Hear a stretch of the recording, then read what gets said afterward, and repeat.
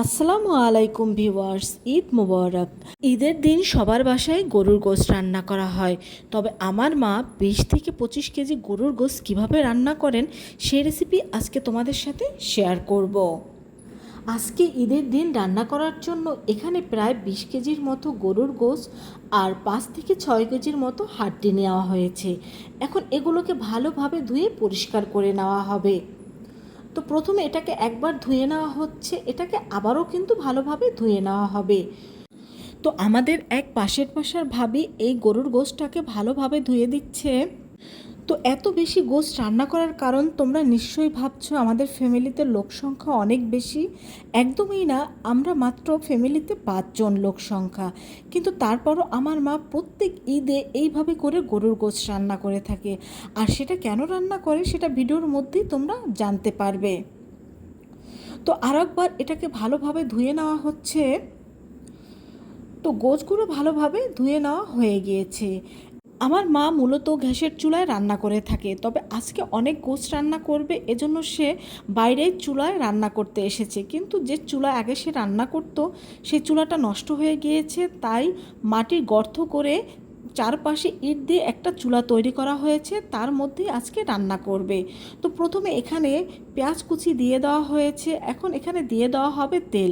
তবে যেটুকু তেল ব্যবহার করবে প্রথমে কিন্তু এখানে সে তার অর্ধেকটা তেল দিয়ে দিয়েছে। তো এখন এই পেঁয়াজটাকে ভালোভাবে ভেজে নেওয়া হবে।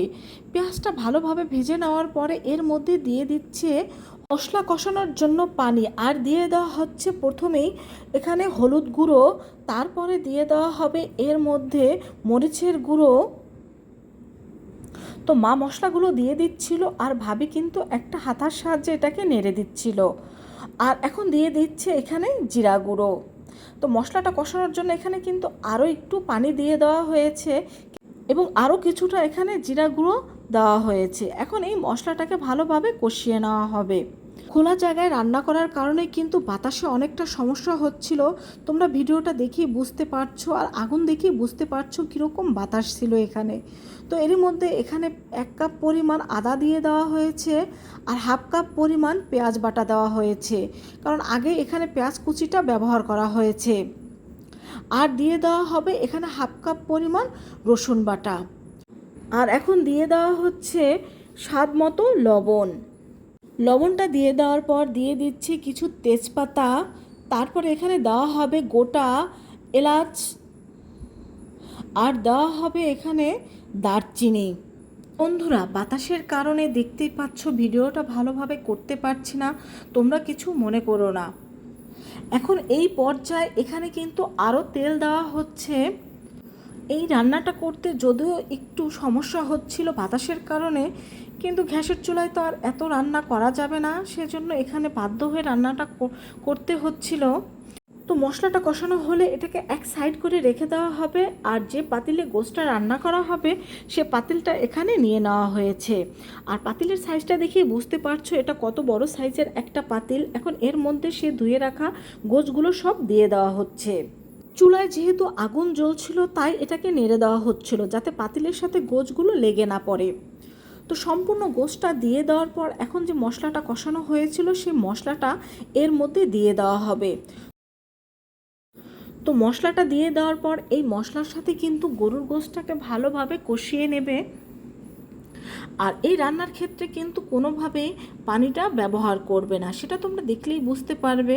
শুধু এখানে যে কড়াইতে মশলাটা কষানো হয়েছিল শুধু সেই কড়াইটা ধুয়ে সামান্য একটু পানি এর মধ্যে দেওয়া হবে, কারণ এখানে যেহেতু অনেকগুলো গোশ একসাথে রান্না করা হচ্ছে সেক্ষেত্রে গরুর গোশ থেকে কিন্তু প্রচুর পরিমাণের পানি বের হবে, তাই এখানে এক্সট্রা কোনো পানি ব্যবহার করা হবে না।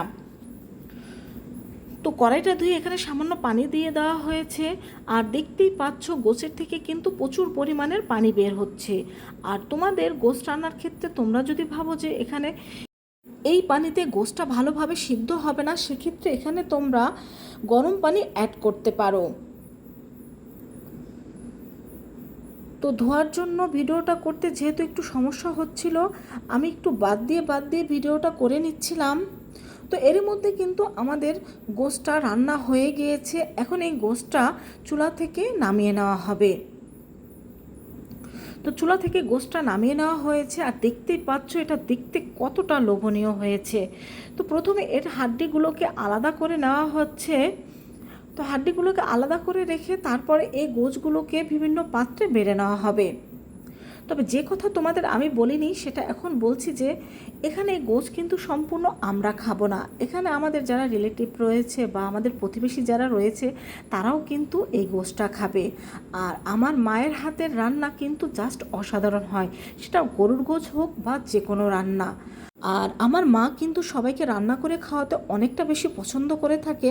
বিশেষ করে এই কোরবানির ঈদে সবাইকে এই গোশটা রান্না করে খাওয়াতে অনেক বেশি তার ভালো লাগে, তাই সে এইভাবে করে অনেকগুলো গোশ একসাথে রান্না করে থাকে। তো দেখতেই পাচ্ছ গোশগুলো দেখতে কতটা লোভনীয় হয়েছে, এটা খেতেও কিন্তু অসাধারণ ছিল। তো ঘরে নিয়ে আসার পর দেখতেই পাচ্ছ অলরেডি কিন্তু অনেকটা গোশ খাওয়া হয়ে গিয়েছে।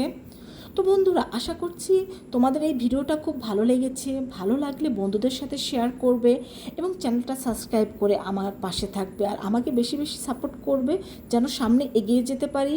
সবাই ভালো থেকো। আল্লাহ হাফেজ।